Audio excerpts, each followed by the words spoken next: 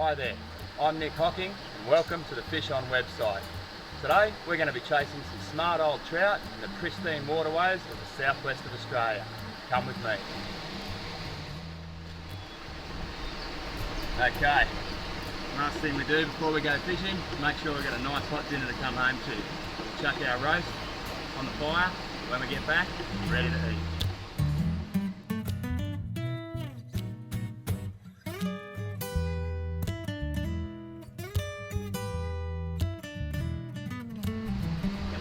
Let's go fishing.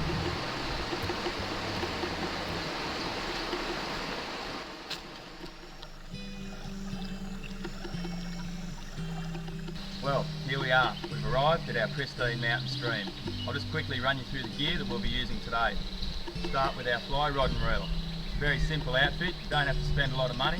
This is a 7-weight outfit, simple reel, simple rod, loaded with a 7-weight clear intermediate line. That way we can fish the surface, the middle and the base of the water column. The fly line is attached to a tapered 4-pound leader and the leader is attached to our fly. Very simple outfit, that's all you need to carry.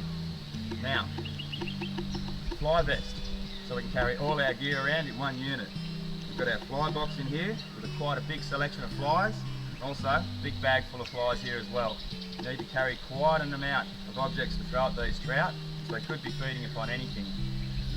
We've also got a file in here, scissors, our leader material, and all that sort of stuff that we need to carry around, all in one unit. Camouflage gear. That way we can remain concealed in amongst the bush here. If the trout see you, you'll have a very hard chance of catching them. Loud noises, sudden movements, and bright colours will certainly spook them. Rubber pants like these waders allow us to walk around through the water and also protect us from snake bite. A hat and a good pair of polarised sunglasses to help you see through the water, protect your face from flying objects like hooks and flies, and we're ready to go. Come with me and we'll see if we can't get one. Now, these trout could be eating anything, so when you get to the area that you're going to fish, have a real good look around. There's bound to be some sort of sign of what the fish are feeding on. They could be little yabbies and marrons, to little hatching insects and ants and things like that. So, have a good look around, that'll give you a real good tip of what the trout might be feeding upon.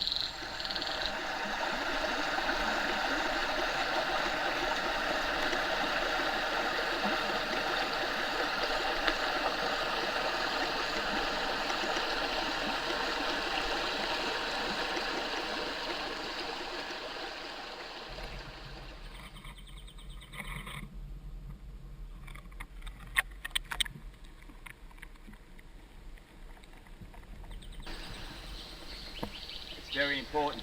We've got all our gear on, we're ready to fish, so approach our area very quietly, very slowly. That way, if there are any fish there, we won't spook them, we'll have a real good chance of catching them. Check this out.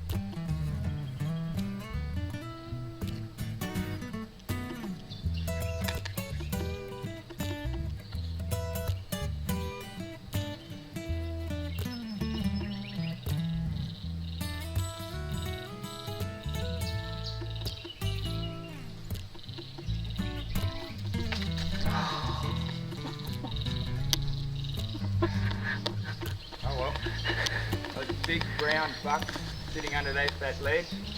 I hooked him, hook didn't stay in, I nearly got a tree. Oh well, better luck next time. How to connect a fly line to your tapered leader. Get a loop on one end, a loop on the other end of your fly line, pass the loop of the fly line through the loop on the tapered leader. Then fold the tapered leader back through the loop on the fly line, pull it through, pull them both together, and there you have it. A simple loop-to-loop connection. Simple, neat, and effective. How to connect your fly to the end of your tapered leader. Simply pass the light end of your tapered leader through the head of the fly and tie a simple uni knot or a Nick knot. You can find either of those knots on the Fish On website. That one through there. Bit of lubrication, pull it down, trim it off, and we're ready to go. Let's go fishing.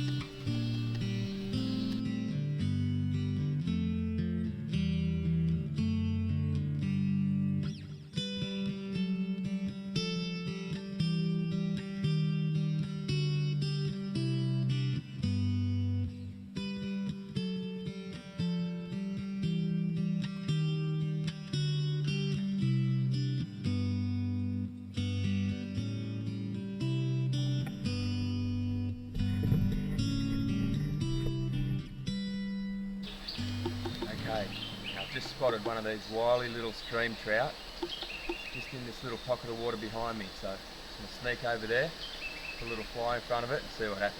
Watch this.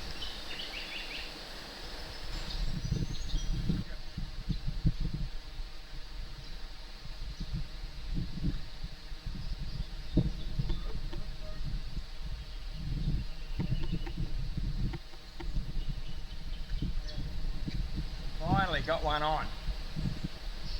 I've just been sitting down under this log here, eating little bits of food that have been floating past them. I've gone through about 10 different flies now. I've finally found one that they think is some food.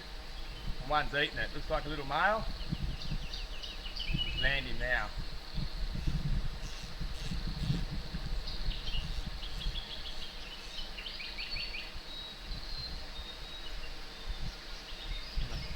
Slide your hand underneath the trout like that. It's called a comfort lift.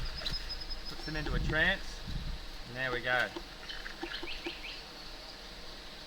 There we have it. Rainbow trout up here in the mountain streams.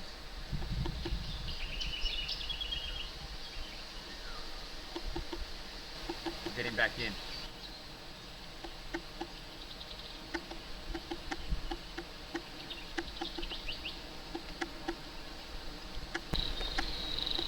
These tricky little mountain streams can be an absolute nightmare to cast into.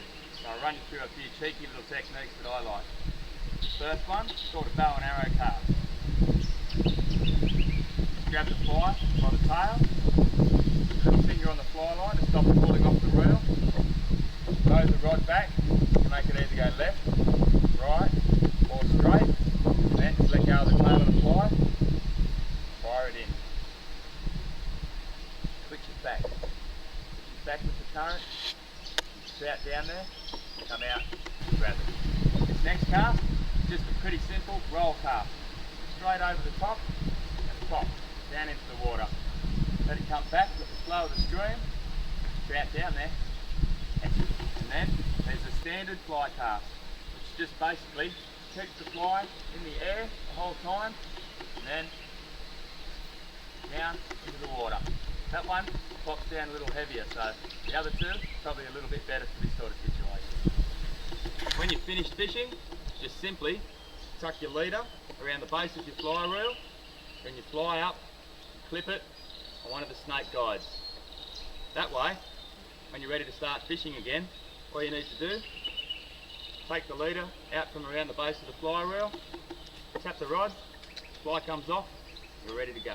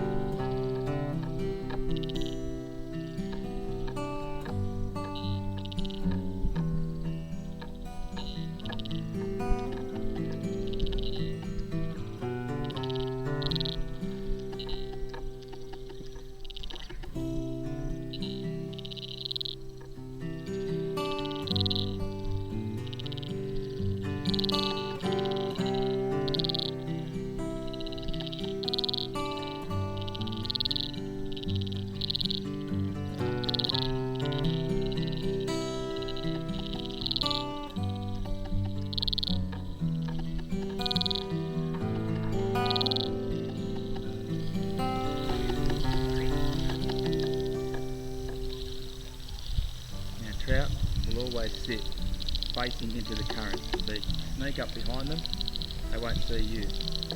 When you're offering down current towards them, the only way they can see it.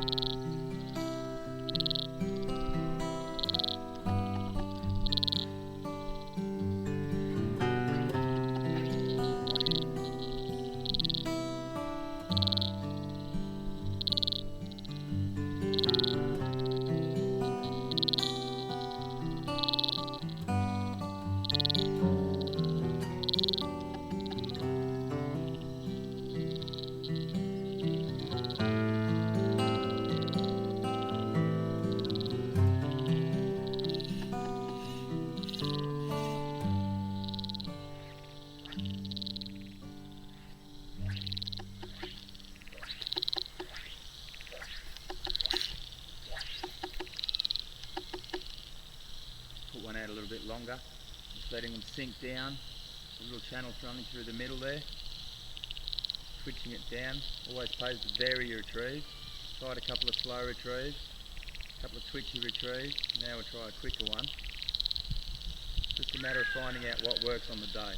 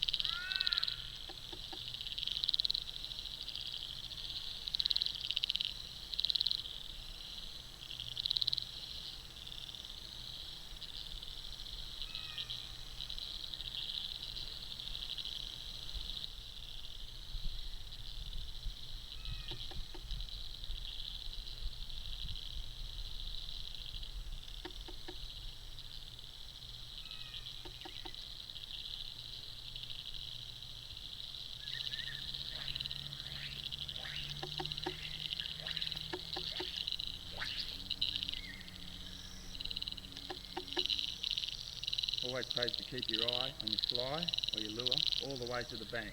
It could be a trout following. If you pull it out of the way, you'll miss it. Keep your eyes peeled.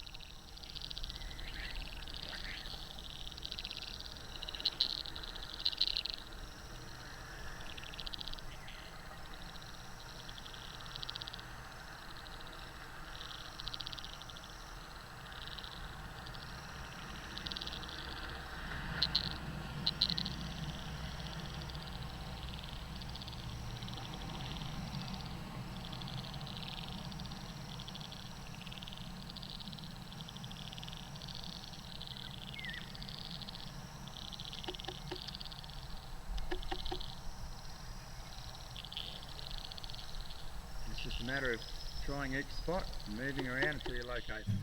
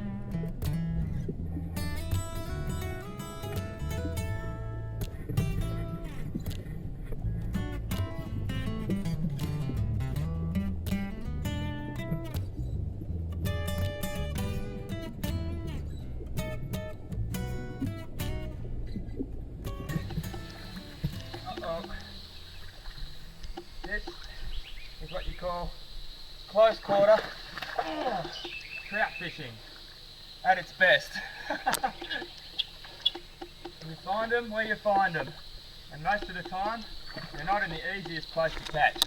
So I'll just try and land this fish in here, get the hook out, get him up there and try and give you a good look at him.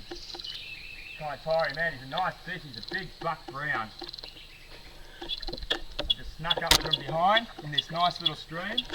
Just put a little fly right in front of his nose. He ate it, he hasn't even seen me yet. The only moment that he knew that I was actually here was the moment I drove that hook in. It's quite a clear little pool, so there's not really a lot of timber or anything in here that he can do me on, so I'll just let him swim around in circles, tire himself out, then I'll grab him. And as you can see, he's got me in a pretty tricky little situation here. I've had him on for about 10 minutes, just trying to tire him out. He's a pretty nice fish. Still not sure how I'm going to land him. I can't get my rod up high enough so I can grab him, so just trying to tire him out, and then I'll let him swim back towards me and I'll try and grab him with a comfort lift.